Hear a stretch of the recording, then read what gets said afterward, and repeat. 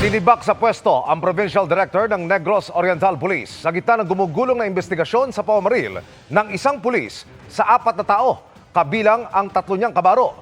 Isa sa mga sinisilip na anggulo, pinagkaisahan umano ng mga biktima ang suspect. Nakatutok si Marisol Abduraman. Sa kuha ng CCTV nitong Biyernes ng gabi, makikita ang pamamaril ng isang lalaki sa isang babae sa reservoir sa Sibulan, Negros Oriental. Ang suspect na isang pulis agad lumabas ng reservoir at sinundan ng 3 iba pang lalaki na kanya ring mga kabaro, kabilang ang hepe mismo ng Sibulan Police na si Captain Jose Simafranca.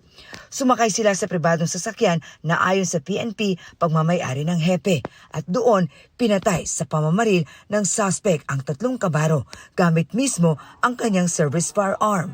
Hinuli po nila, dinisarmahan nila ng caliber 45 ang pagkakamali lang po dahil hindi kinapkapan at hindi po pinusasan. Meron pa po siyang issue siya na Glock 17. At pagdating po nila sa loob, di umano, sila po ay nagtalo-talo at doon po nagsimula yung pamamaril. Sinampahan na ang suspect ng reklamong multiple murder. Patuloy na inaalam ng PNP ang motibo sa pamamaril pero inalis na nila ang anggulong away sa babae ang dahilan ng krimen. Nagsimula pa po yung kanilang inuman sa loob pa lang ng police stations at nagdire-diretso po nila, itinuloy po nila sa nasabing resto bar.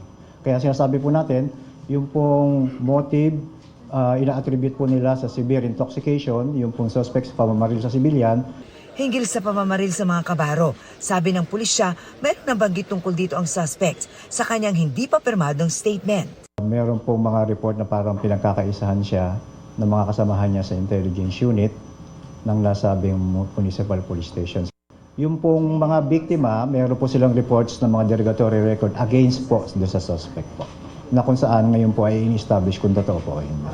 Nabawi ng mga otoridad ang 2 baril na ginamit sa krimen. Nirelieve sa pwestong Provincial Director ng Negros Oriental Police para bigyang daan ang investigasyong kinasasangkutan ng kanyang mga tauhan. Para sa GMA Integrated News, Marisol Abduraman, nakatuto 24 oras.